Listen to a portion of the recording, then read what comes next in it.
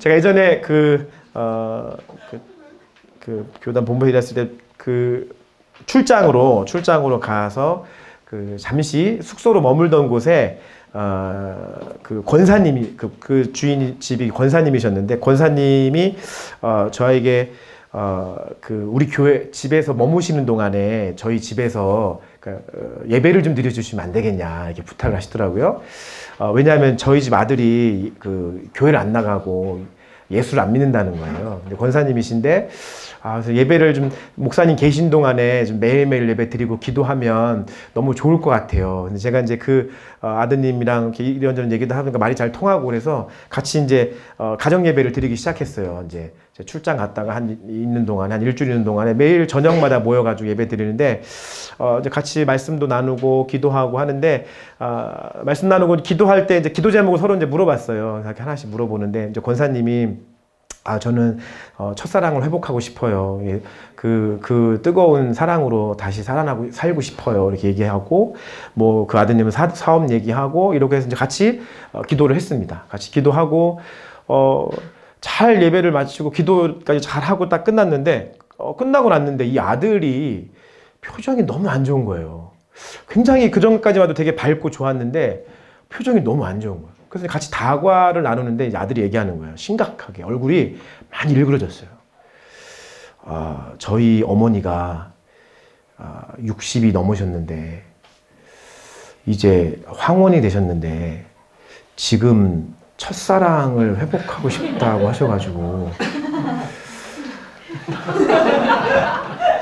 첫사랑을 회복하시고 싶다고 그러시는데 자기가 오늘 예배 시간에 기도 시간에 너무 사실 굉장히 마음이 어렵다고 자기가 아버지랑 어머니랑 사이가 안 좋은 거 안다고 그런데 예배 시간, 기도 시간에까지 엄마가 첫사랑을 다시 회복하고 싶다고 그래서 굉장히 혼란스럽다는 거야. 진짜 표정이 여러분 지금 이렇게 웃으시는 거 별로 안 하시고 굉장히 심각했어요. 그래서 제가 너무 웃긴데 너무 심각하니까 그래서 여기서 말하는 첫사랑은 예수님을 향한 첫사랑이고 그게 성경의 요한계시록에 소아시아에 보낸 7교회 중에 에베소 교회의 그 첫사랑을 회복한다는 그런 뜻에서 왔다 해서 막 저희들끼리 막 박장대소하고 웃으면서 나중에 그 아들이 그런 거였냐고 제가 정말 자기 엄마 심각하게 생각했다고 저 첫사랑을 다시 만나고 싶다는 얘기를 기도 제목으로 내놓을 정도면 도대체 우리 집이 어떤 집이 된 건가 라는 생각까지 했다는 거예요.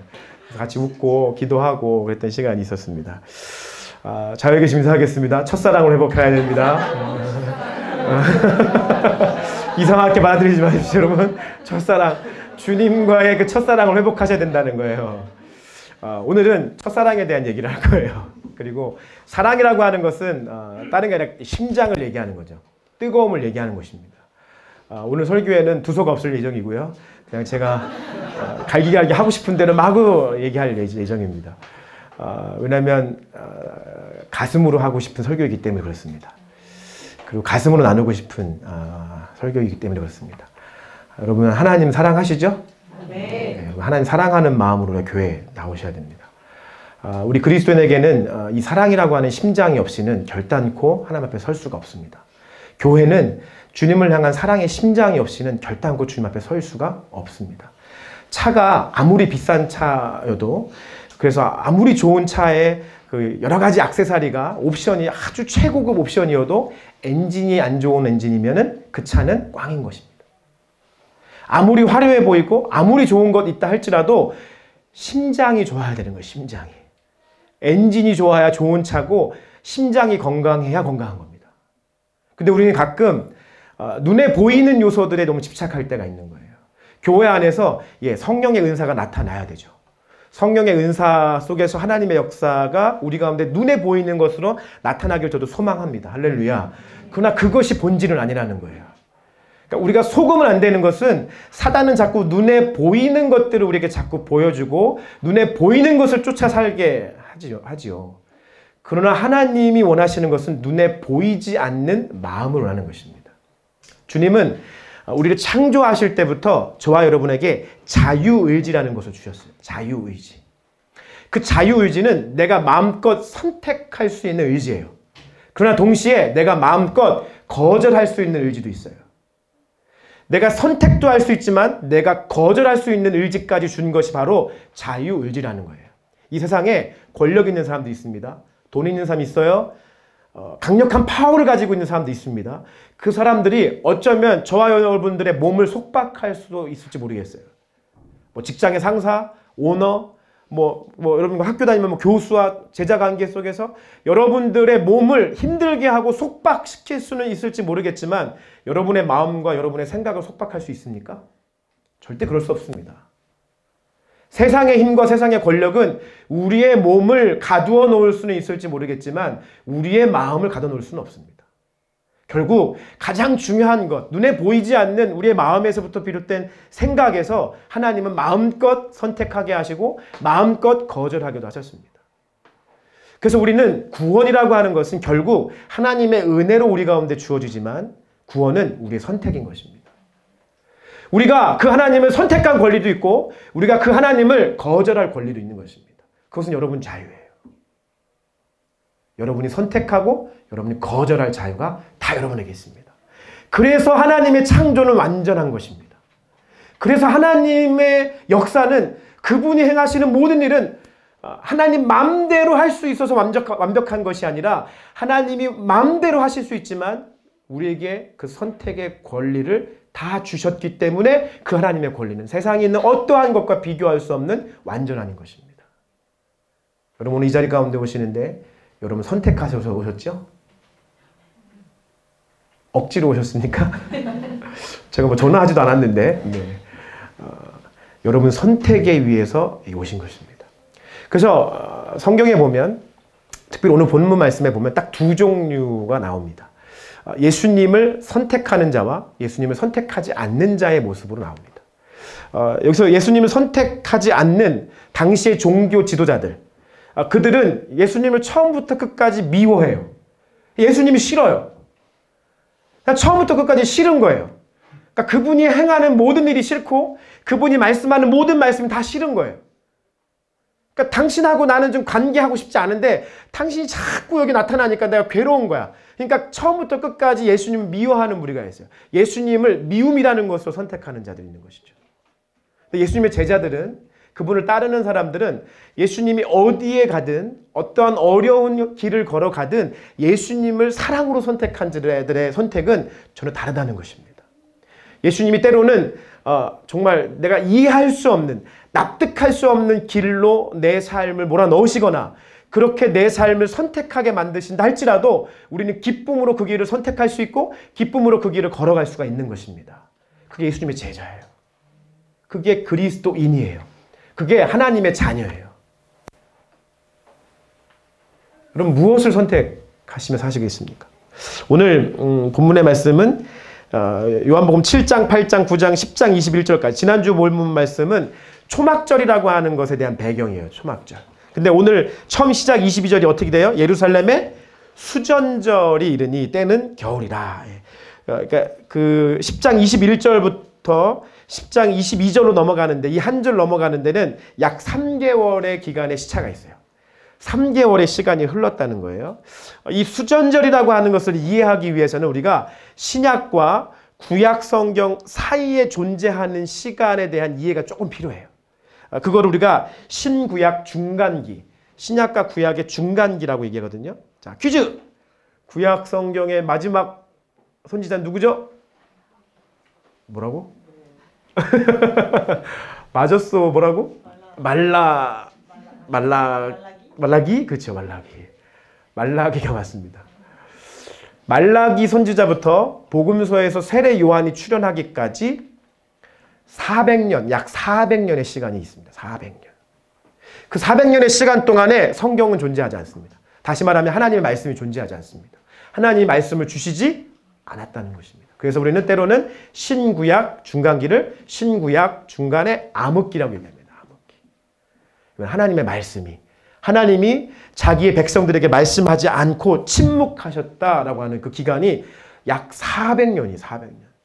그러니까 우리나라로 치면 조선왕조가 500년인데 그 구한말 시대 빼고 나면 조선왕조의 그 시간 전체 동안 하나님이 이스라엘 백성에게 말씀하지 않았다는 거예요.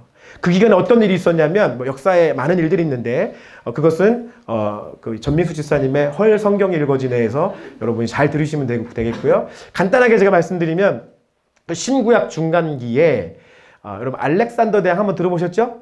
알렉산더 대왕이 당시에 중동을 다 제패했어요. 그래서 우리가 헬라 제국을 이루었던, 그래서 그 헬라 제국과 오리엔탈 문명이 이제 융합되는 그런 세계적 역사가 있죠. 그때 알렉산더가 젊은 나이에 33살인가 30살의 나이에 일찍 죽죠. 죽고 그의 제자들이 그 넓은 광활한 제국을 4개로 분할해서 통치를 합니다. 그 제자들이 4개로 분할해서 마케도니아와 또 그 나머지 제국들을 3개로 분할해서 통치하는데, 그때 또 다시 자기들끼리 전쟁을 합니다. 그래서 처음에 이스라엘 민족을 다스렸던 그 알렉산더의 그 제자는 굉장히 친유대인 정책을 펼쳤어요. 잘해줬다는 얘기예요. 이것도 잘해주고 저것도 잘해주고 다 이해해줬어요. 근데 얘네가 다른 사람한테 먹혀버렸어. 전쟁에 졌어요. 그래가지고 그 전쟁 그동안 누구의 명령을 따라 자기가 이긴 그 전에 있던 그 왕조를 따랐죠. 그래서 이제 얘네가 싫은 거야. 그래서 사람들이 유대인들을 막대하기 시작했어요. 특별히 가만히 보니까 유대인들의 신앙이 뭐 중심적인 신앙이냐면 성전 중심적인 신앙이야. 그러니까 얘네들을 약 올리고 싶네? 골탕 먹이고 싶은 거야. 그럼 뭘 마음껏 유린하면 되겠어요? 성전을 유린하면 되겠는 거야. 하나님의 성전에서는 예배가 드려지죠. 그 양을 잡는 예배, 그 화제, 그러니까 번제를 드려지는 예배를 중심으로 하는데, 그때는 반드시 양 혹은 송아지, 굽이 갈라지지, 그 돼지를 잡으면 돼요, 안 돼요? 절대 안 돼. 먹으면 안 되고, 구약 성경에 의하면, 율법에 의하면 하면 안 되는데, 딱 보니까 마음껏 하고 싶거든. 하나님의 임재의 장소인 지성소에 제우스 신상을 갖다 딱 놓습니다. 그리고 일부러 돼지고기를 잡아가지고 돼지 피를 뿌립니다. 그래서 하나님의 성전을 마음껏 더럽혔습니다. 그러니까 이스라엘이 난리가 난 거죠. 그때 마카베오라고 하는, 마카비라고 흔히 불리는 이 사람이 제사장 가문의 사람인데, 사람들을 일으켜가지고 혁명을 합니다. 전쟁을 합니다. 이겼어요. 그 성전을 탈환했어요. 성전을 탈환하고 너무 기뻐가지고 성전을 깨끗하게 하는데, 성전 안이 깜깜하죠. 지금처럼 전기가 이렇게 조명이 있는 게 아니니까. 그 이스라엘의 하카누라고 하는 그 일곱 촛대 있죠?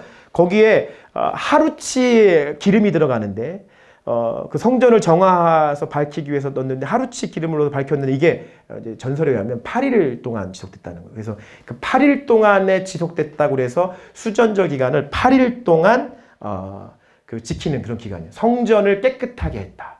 성전을 더럽혔던 이방인의 손에서 성전을 탈환해서 성전을 깨끗하게 한 그날을 기념하는 시간이 바로 수전절입니다. 닦을수, 대궐전, 마디절 해서 히브리어로는 하누카라고 하고, 이것은 봉헌, 데디케이션이라는 거예요. 페스티벌 오브 데디케이션이에요. 그래서 이 안티오쿠스라고 하는 사람이 성전을 더럽혔던 거고요. 그래서 다시 하나님께 바친 봉헌한 것을 기념하는 절기. 그래서 8일간 하누카의 촛대를 밝히며 성전의 정화를 빛으로 기념하는 날이 바로 수전절입니다. 그러니까 쉽게 얘기하면 수전절 이코로 성전 정화라고 생각하시면 됩니다. 근데 이거는 이미 다니엘서에서 예언하고 있던 말씀이에요. 다니엘 8장 13절 14절 말씀 보면, 시작. 내가 들은즉 한 거룩한 이가 말하더니 다른 거룩한 이가 그 말하는 이에게 묻되,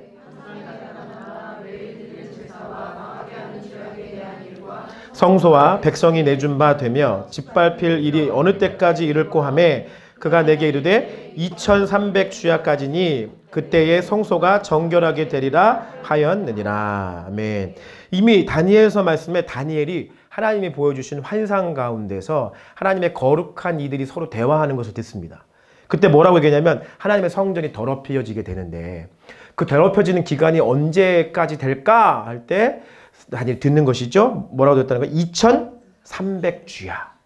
2300주야인데 이 더럽혀진 성소가 정결하게 회복될 때까지 2300주야가 걸릴 것이라고 했는데 이것이 실제적으로 역사 안을 따져보니까 안티오쿠스 4세의 유대 종교 말살 정책이 BC 170년부터 아까 제가 마카비 혁명의 성전 회복이 BC 164년 12월경으로 보여지는데 이때를 거의 따지면 대략 2300주야가 된다고 합니다. 그래서 실제 하나님이 다니엘을 통해서 예언하시고 말씀하신 그대로 신구약 중간기에서 그러한 역사가 있었다는 것입니다. 그 날을 기념하는 절기가 수전절이고 오늘날 유대인들에게도 여전히 이 수전절을 지킵니다. 여전히 수전절을 지키면서 그 수전절 때 빛의 축제를 하죠. 혹시 기억하세요? 제가 초막절 때 예수님이 나는 세상의 빛이다 라고 했을 때 그 빛이라고 했던 그 빛의 축제가 사실 수전절이에요. 근데 왜 수전절하고 어서와 여기 앉아. 그렇지. 수전절하고 초막절하고 같이 지내게 됐냐면 이 마카베오 혁명을 일으킬 때 초막절을 이 수전절 기간, 이 기간 8일 동안 되는 이 기간에 지켰기 때문에 초막절과 수전절을 같이 지키기도 한다는 거죠. 그래서 초막절 기간에 빛의 축제도 하기는 하는 것입니다. 그때 예수님이 이제 말씀하신 건 내가 세상의 빛이다. 그런 가운데 시작되는 오늘 본문의 말씀입니다. 우리가 오늘 우리를 향한 주님의 말씀을 오늘 26절부터 28절 말씀을 함께 봤는데요. 저는 이 말씀 속에서 선한 목자이신 예수님의 강력한 의지를 우리에게 보여준다고 생각합니다. 다시 한번 26절부터 28절 한번 읽어보겠습니다. 시작. 너희가 내 양이 아니므로 내 양은 내 음성을 들으며 나는 그들을 알며 그들은 나를 따르리니라. 내가 그들에게 영생을 주노니 영원히 멸망하지 아니할 것이요 또 그들을 내 손에서 빼앗을 자가 없느니라. 아멘. 여러분 이 말씀이 저와 여러분에게 두려움으로 다가오시기 예수님을 축복합니다. 예수님이 단호하게 말씀하세요. 야, 너는 내 양이 아니야. 너는 이미 내가 준 자유의지를 통해서 너는 이미 나를 미워하기로 결정한 자들이구나. 내가 무엇을 얘기해도 너는 듣지 않기로 결심한 자구나 이거예요. 제가 예전에 한번 사람의 세 종류가 있다고 그랬죠. 한 종류는 어떤 말을 해도 하나님 말씀이면 아멘 하고 받아들이는 사람이 있고요. 어떤 사람은 아멘 하면서도 저 말을 받을까 말까 이 말은 내가 유리한 건가 아닌가를 생각하면서 골라서 듣는 사람이 있고 마지막 어떤 사람은 아예 덮어두고 듣지 않는 사람이 있는 것이죠. 얘기해봐. 내가 한번 들어는 볼게. 그러나 이미 마음속에는 듣지 않기로 결단한 사람인 것이죠. 그래서 아무리 얘기해도 듣지 않는 사람이 있습니다. 주님이 그런 자에게 말씀하는 거예요. 너희는 내 양이 아니구나. 너희는 내가 가만히 보니까 내 양이 아니야. 내 양은 내 음성을 들어. 주님 말씀하시는 거구나. 오늘 예배 가운데 주님이 내게 음성을 들려주시는구나 라고 하는 음성을 내 양은 듣는다. 그리고 내 양은 내 음성을 듣고 나를 쫓아와. 내가 있지 않냐? 내게 주어진 그 양은 내가 결코 포기하지 않을 거야. 절대 뺏기지 않을 거야. 걔는 내 양이야. 이게 주님의 선택이에요. 주님이 한번 그렇게 결정하시면 좀 절대 빼앗기지 않습니다. 여러분 주님에게 양으로 한번 탁 물리시면 온전히 내 양이 될 때까지 주님 여러분 정말 죄송한데 뺑뺑이 돌리실 수 있어요. 지난 한 주 동안 저희 집은 다시 한번 우리 집의 주인은 예수님이시구나. 예수님이 우리 집의 선한 목자이시구나. 예수님이 우리 집에 행하시는 모든 일들은 다 좋으신 거구나 라는 생각을 했습니다.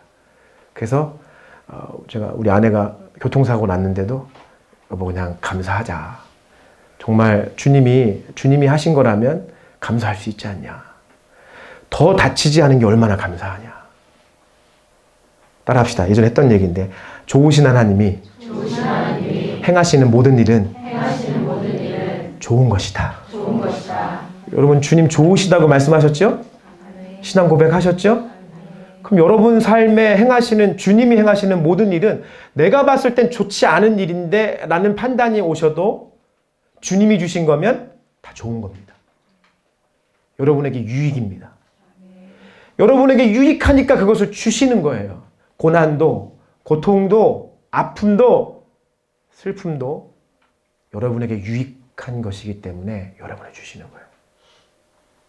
고통과 고난과 슬픔은 이 땅을 살아가면서 잠깐이지만 주님 그것을 통해서 주님과의 영원한 사귐에 들어갈 수 있다면, 주님과 영원한 관계 가운데 우리가 머물 수 있다면 어떠한 고난과 고통과 슬픔도 우리에겐 좋은 것입니다. 우리가 하나님의 주권을 인정하면 단 한 개의 어떠한 경험도, 이 땅에서 경험도 버릴 것이 없습니다. 여러분 주님의 주권을 인정하십시오. 여러분의 자유의지로 그분을 선택하십시오. 그리고 주님이 좋으신 하나님이라고 결정하십시오. 주님은 내게 선한 목자라는 것에 대해서 결정하십시오.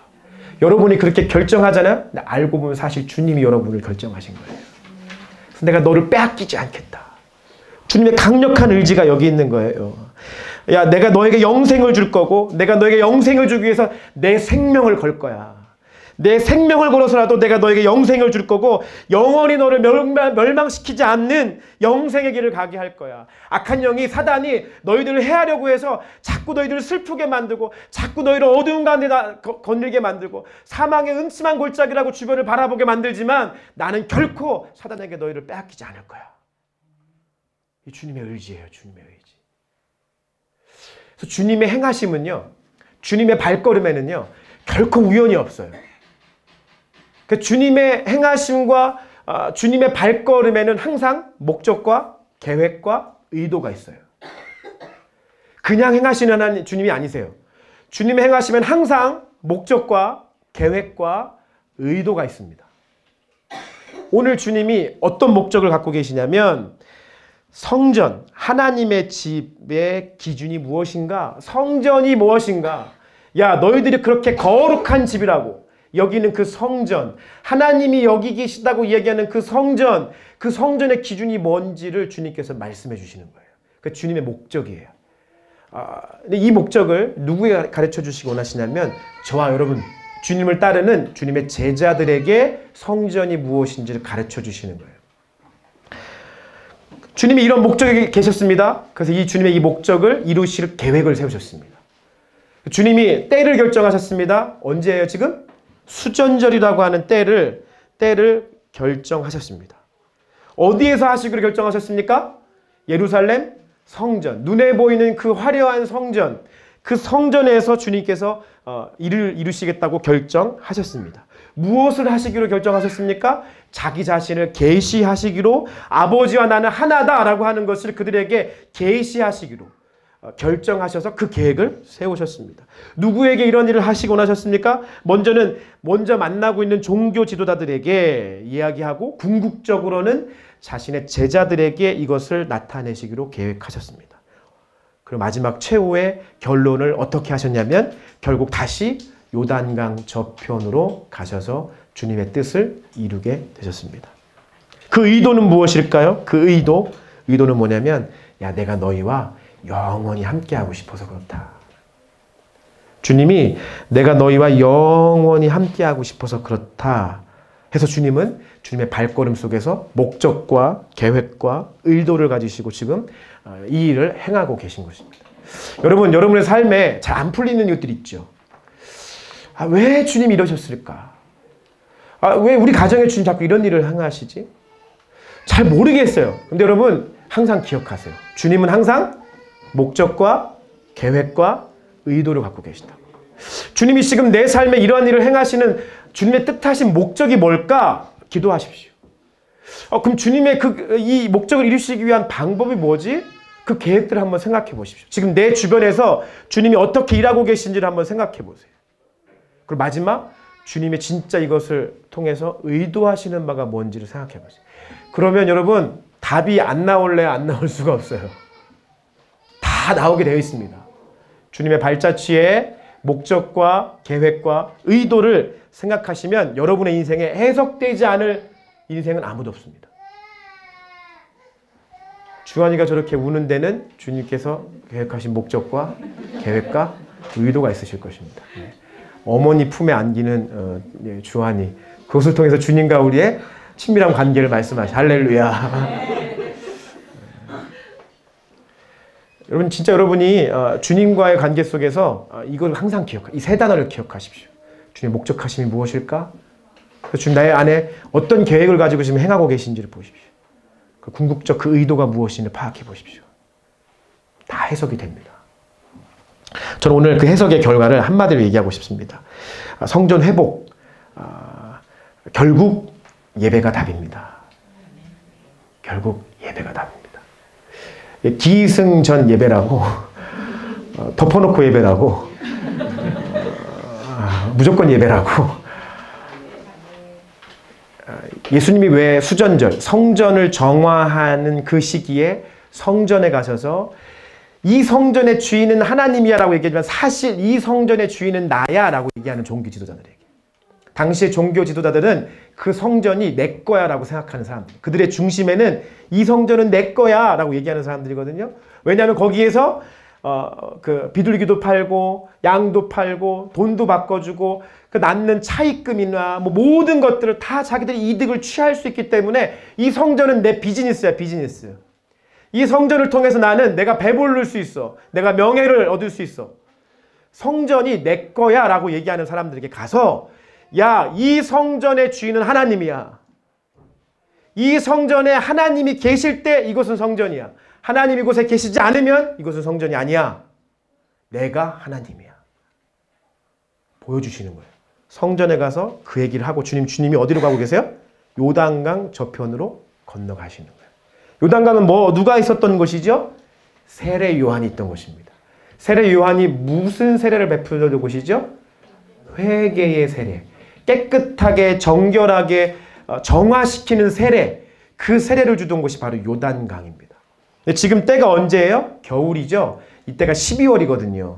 근데 이스라엘에는요 12월이 장마철이에요. 여러분이 12월 되면 가끔 요단강이라고 하는 사진들을 인터넷에서 보면, 와, 이게 무슨 강이야 이럴 때 있잖아요. 그러니까 폭이 우리 교회 예배실만 한 폭도 안 되는 정도 될 때가 있어요. 그러니까 어떨 때는 가물면 아예 바닥에 다 드러난대요. 그러니까 요단강 굉장히 작거든요. 쫄쫄쫄 흐르고 그냥 그 정도거든요. 그런데 12월이 되고 겨울이 되고 장마철이 되면 비가 오고 그 얼어붙었던 헬몬산의 그 얼음들이 녹고 내려오기 시작하면 이 물이 갑자기 불어나는 거예요. 우리가 장마철에 계곡물이 갑자기 비가 오면 어떻게 돼요? 확 불어나죠.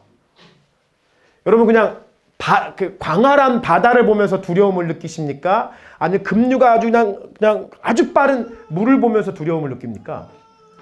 급물살을 따는 그 물을 보면 두렵게 되잖아요. 사실 여호수아와 이스라엘 공동체가 요단강을 건널 때 혹시 아세요? 여호수아 말씀을 펴보면, 헐 성경 읽어주네 진짜 잘해야 될 것 같아 우리. 요단강을 건널 때 이스라엘 백성이 제사장들이 주에 법궤를 메고 뗄 때 요단강을 건너는데, 요단강에 첫 발을 탁 뗄 때 홍해 바다가 갈라지듯이 요단강 강물이 쫙 갈라집니다. 그때가 어느 철이냐면 겨울철이에요. 비 올 때예요. 급물살을 뗄 때예요. 차라리 홍해는 가득 찬 물로 이렇게 보여서 여기 그냥 건너가지 말아야겠다 이런 생각이 드는 거죠. 여기 안 건너가면 되지, 다른 길로 가야지 생각하는데, 요단강, 여호수아와 이스라엘 공동체가 요단강을 건널 때는 급물을 짤 때예요. 두려움과 공포를 주는 그런 물이에요. 그 물 앞에서 그들이 믿음으로 한 걸음, 두 걸음, 세 걸음을 내걸면서 요단강이 갈라지는 것을 경험하게 되는 것입니다. 그 요단강으로 예수는 다시 가는 거죠. 여러분 급물살이 있는 요단강을 생각해 보면 무슨 뜻이냐면, 사람들이 그렇게 요단강 주변을 이동하지 않는 시기란 얘기예요. 그 시기에 굳이 예수님이 목적과 계획과 의도를 가지시고 수전들에서 성전에서부터 시작해서 결국 요단강까지 그 건너가기 힘든 그 길을, 그 강을 건너가셔서 거기에서 진짜 세례, 진짜 정화, 진짜 깨끗함, 성결, 예수를 믿는 자들은 눈에 보이는 성전을 깨끗하게 하는 자가 아니라 너희 안에 있는, 너희 속에 있는 하나님의 성전, 너희는 하나님의 성령이 너희 안에 계시는 것과 너희가 하나님의 성전인 것을 알지 못하느냐. 할렐루야. 너희들이 성전이야, 너희들이. 그러니까 너희들이 요단강에서 회개의 세례를 했던 것처럼 너희들이 회개하고 너희 안에 계실 그 성령님을 모시고 영접하기 위해서 너희 마음을 깨끗하게 하라고 말씀하시는 거예요. 그게 진짜 제자라고 말씀하시는 거예요. 그게 진짜 믿음이다라고 말씀하시는 거예요. 성전은 어떤 곳입니까? 예배하는 곳입니다. 예배는 무엇입니까? 주님과의 관계인 것입니다. 구원은 무엇입니까? 주님과의 관계인 것입니다. 예수님 믿으면 구원받죠? 제가 뭐라고 말씀드려요? 구원받으면 천국 가는 것, 이건 아주 그냥 우리 그 초딩 정도 수준의 그 구원론이에요. 예수님 믿으면 구원받는다. 그건 뭐라고 얘기했어요? 주님과 뭐라고요? 저기 알파 코스를 빨리 날짜를 잡아서 뭐라고요? 구원은 뭐라고요? 관계라고요. 관계. 구원은 천국 가는 게 아니라 구원은 관계라고요. 우리가 예수님 믿고 구원받았다는 얘기는 뭐냐면 주님과 천국에 왜 가요? 주님과의 영원한 관계를 위해서 가는 거예요. 예수 믿고 난 천국 가야지 이 바램으로만 살아가는 것은 우리 주한이랑 같이 이제 성경 공부해야 되는 레벨이에요. 예수님 믿고 천국 가는 이유는 뭐냐면 주님과의 영원한 사귐, 주님과의 영원한 관계 속에 들어간다는 의미예요. 그래서 구원은 주님과의 관계예요. 주님이 왜 성전을 깨끗하게 하라고 말씀하실까요? 성전 안에서 드려지는 예배. 내가 너희를 빼앗기지 않겠다. 내 손에서 내가 선택한 너를 내가 절대 빼앗기지 않을 거야. 감동 좀 받으셔야 되는데 여기서. 제가 빼앗기지 않겠다는 게 아니라요. 저는 빼앗길 수도 있어요. 여러분 저 싫다고 도망가면 제가 어떻게 해요 제가. 주님이 여러분은 빼앗기지 않는 것이죠. 주님과 맞잡은 손인데 주님과 여러분이 주님이 이렇게 잡았거든요. 근데 여러분은 주님이 이렇게 놓을 수는 있어요. 근데 주님은 놓지 않는다는 뜻이에요. 내가 안 뺏길 거야. 안 놓칠 거야. 그래서 오늘 꾸역꾸역 이렇게 늦게라도 교회를 나오는 거야, 진아. 그치? 주님이 안 뺏기려고 하니까. 어떻게든 깨워가지고. 주님의 의지예요. 요즘에 제가 하나님 개인의 영성의 삶뿐 아니라 우리 교회의 영성에 있어서 가장 중요한 것이 결국 예배다. 여러분 기승전 예배라고 꼭 기억하십시오. 여러분 혹시 삶에 문제가 있으십니까? 뭐 하시면 되죠? 예배하시면 됩니다. 여러분 진로와 진학과 취업에 문제가 있으십니까? 뭐 하시면 되죠? 예배하시면 됩니다. 어떠한 예배여도 결국 답은 뭐라고요? 예배예요. 예배가 왜 답이냐고요? 주님과의 관계니까요. 성전 회복, 그것은 예배의 회복을 말씀하시는 것입니다. 여러분 무너진 여러분의 예배를 회복하시고 여러분의 예배의 자리를 정말 간절히 사모하시고 다니엘처럼 여러분에게 드리고 싶은 것은 하루에 3번 주님을 예배하라고 부탁드리고 싶습니다. 하루에 3번 하면 벌써부터 숨이 탁 막히시죠? 그게 어렵게 생각하시면 안 되고 제가 오늘 그래서 여러분에게 실제적으로 예배하는 방법을 먼저 가르쳐 드리려고 합니다. 삶에 있어서. 준비됐나요? 네.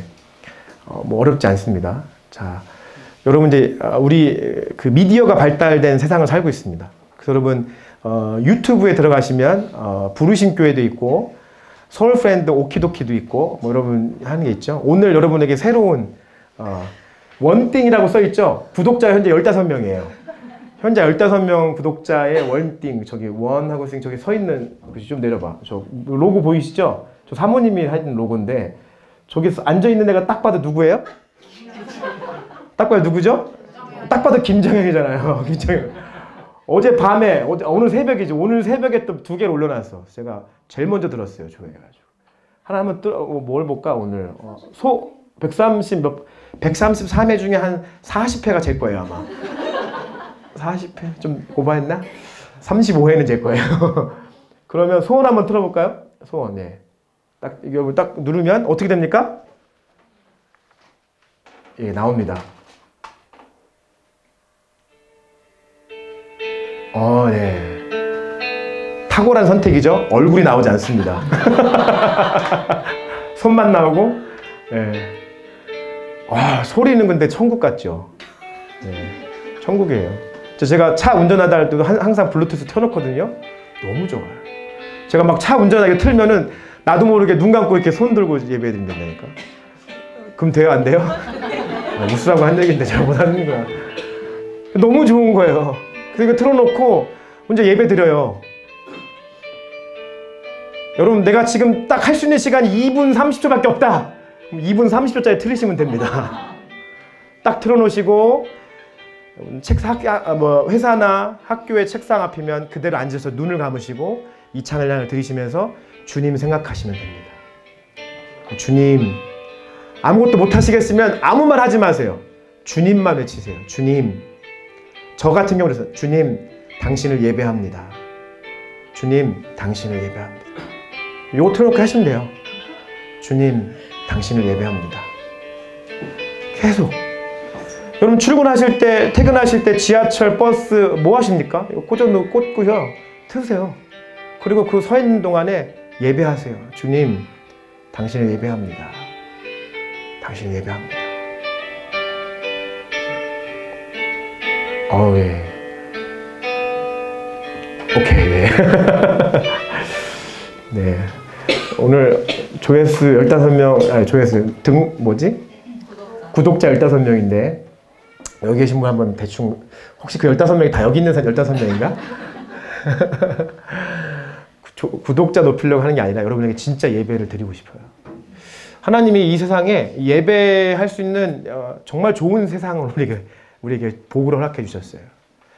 이제 정현이가 저거에다가 이제 10분짜리 두 곡 붙여가지고 10분짜리, 30분짜리, 1시간짜리 여러분 예배 드릴 수 있는 시간에 맞는 길이기에 찬양을 올려놓을 겁니다. 이제 뭐 사모님과 같이 이제 건반까지 같이 해서 하든 뭘 해서 찬양의 것들을 올려놓으시면 그러면 여러분 우리는 제가 지은 말인데 너무 좋거든요. 따라합시다. 우리는 움직이는 성전이다. 움직이는 성전이다. 너 왜 비웃냐? 얼마나 좋아. 영어로 따지면 이제 moving. 하여튼 moving이에요. 움직여요. 자동이야, 자동. 자기가 원하는 대로 마음껏 움직일 수 있어. 움직이는 성전. 여러분 이스라엘 백성들 그들이 지금도 성전 짓겠다고 난리를 치면서 하는 성전은 그냥 거기에 박혀있는 성전이에요. 움직일 수 없는 성전이에요. 저와 여러분이 추구하는 성전은 움직이는 성전이에요. 오늘 저녁에 제가 그 요한이랑 필리핀에 선교집 다녀오잖아요. 움직이는 성전이에요. 비행기 안에서도. 제가 고도 10,000피트, 20,000피트에서 예배 드릴 테니까 여러분들 이 땅에서 제가 위에서 여러분 내려다 보면서 예배를 드릴 테니까 아래 것들은 아래에서 열심히 예배를 드리시면 축복합니다. 주여. 네, 주님. 네. 농담한 거예요, 농담. 예배를 드리는데 여러분 삶의 영역에서 어디에도 어느 위치에서 어떠한 방법 다 예배할 수 있습니다. 설거지를 하시다가도 하실 수 있고요. 빨래를 하시면서도 하실 수 있고요. 어떠한 방법 다 할 수 있습니다. 이게 훈련이 되신 분들은 자기 혼자 진짜 흥얼거리는 찬양으로도 하나님을 예배할 수 있는 자가 되는 것이고요. 그렇게 흥얼거리면 드리는 그 찬양 속에서 주님의 임재를 경험하기 시작하는 것이고 걷다가도 주님의 임재 가운데 있게 되는 것입니다. 저는 제 평생에 딱 한 번 그 경험을 했는데 제가 걷다가 그냥 거기에서 하나님의 임재를 확 그 하나님의 임재에 압도된 적이 있어요. 이렇게 걸어가다가 문을 열고 들어갔는데 문을 여는데 그냥 거기 하나님이 그냥 임재하셨어요. 제가 움직일 수가 없었어요. 털썩 그냥 옆에 주저앉아가지고 정말 펑펑 울면서 주님 예배했어요. 거기서. 지금도 더 그렇게 하고 싶어요. 너무 하고 싶어요.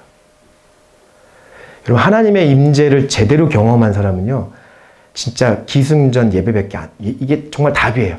근데 결국은 예배 드려. 예배 드리면 돼. 뭐 삶에 막혀 있는 거 있으세요? 눈물로 하나님 앞에 예배하십시오. 기승전 예배하시면 하나님이 계시면 이 세상에서 풀 수 없는 모든 문제가 모든 답이 주님 안에 있기 때문에 주님을 예배한다는 것은 주님과 내가 페이스 투 페이스 한다는 거거든요. 주의 영광, 주의 임재를 보면서 주님을 보는 것이거든요. 그 가운데 거하게 되면 세상에서 줄 수 없는 모든 해답이 다 거기 있습니다. 예수님께 있어요. 왜요? 예수님이 곧 길이요, 진리요, 생명이시기 때문에 그분이 계신 것이 정답입니다. 그분께 나아가게 하시기 위해서 주님이 유일하게 열어놓은 가장 큰 통로가 어디냐면 예배예요. 소위 예배의 자리에서 주님을 경험하는 것입니다.